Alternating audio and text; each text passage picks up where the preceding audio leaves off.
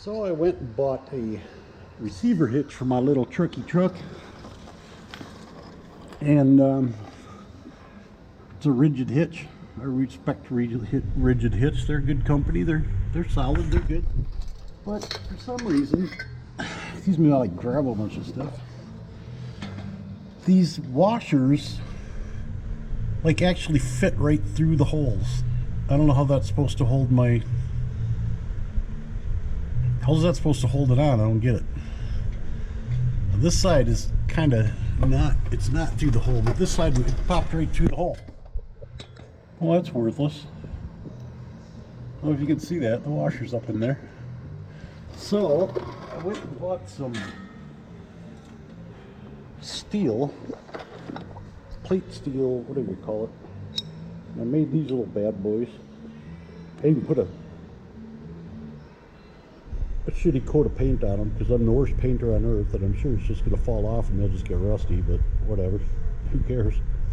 But these are way bigger than the hole. They'll actually do something. So I'm going to throw these in there. Hopefully I got enough room for the lock washer too, but I don't think I'm going to.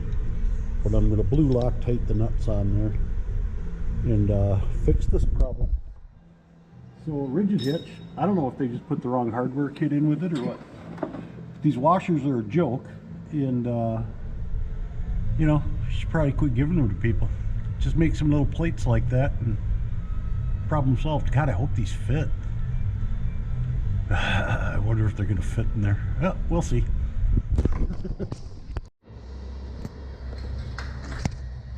Alright, so I got my little plates installed. Now I'm really feeling like a dumbass though, because another thing that they gave me and told me to do, these little shim things here, and they said to put that between the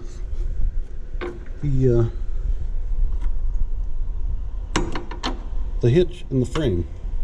I don't see any reason for those to be there at all. So I could have just taken these and put them on the bottom, and I wouldn't have to spend $31 on the steel. You're also supposed to torque these to 110 foot-pounds. I just used an impact, and when I pulled this bolt out, it's all bent. So I might have to go get, I might go get different lag bolts too, maybe even a little bit longer. But whatever.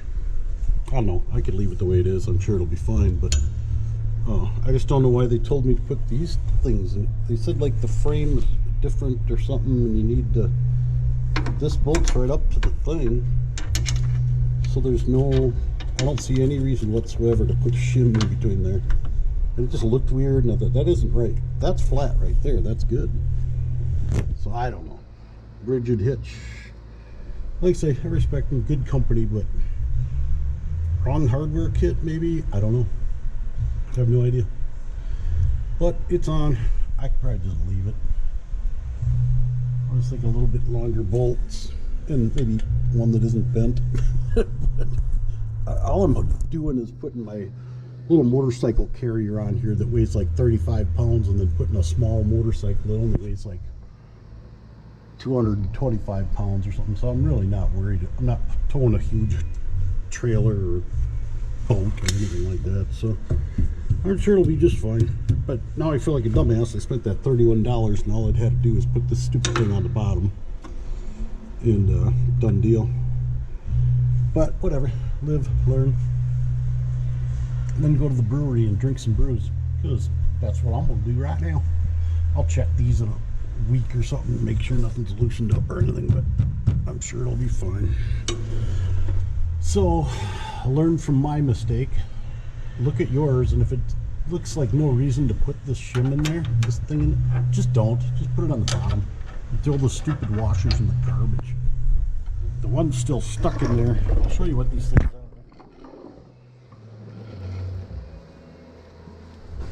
At this thing, and it's the same size as the hole, so it'll just go right in the hole. I don't get it. If somebody can explain that to me, that would be great. But then again, I don't really care because I just fixed mine. So I had to cut. Well, that was the other thing.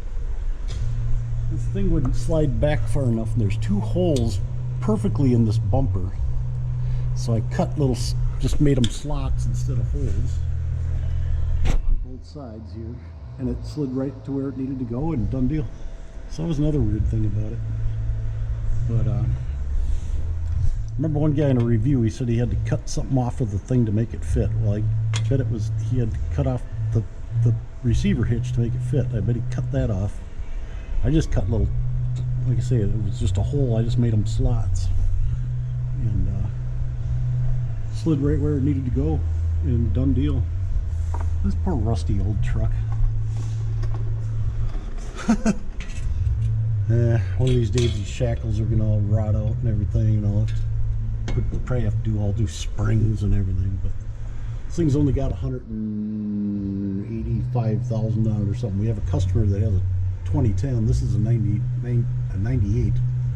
He has a 2010, same thing, 4-cylinder, 5-speed. His has a timing chain instead of a belt though. But last time I was in here, it had like 480,000 miles on it, and it's definitely way rustier than mine is. But mine's pretty rusty. But as long as it doesn't rust in half or anything, this could be the last vehicle I freaking own at my age. So I just don't even care. With 480,000 miles, I don't drive that much.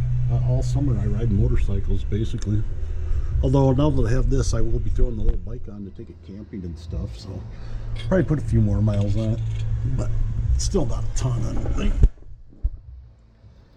But yeah, I think I can just leave it. Maybe I'll go get longer lag bolts, we'll see. This one seems like it didn't come through as far as that one. I don't know why that is. Just a chunk of rust stuck in there when I squished it or what. But yeah, these stupid little spacers, when you put it on, just look to see if it looks like it'll gain you anything. If not, just use it on the bottom and throw those washers in the trash. I have no idea why they sent those. That just doesn't make any sense.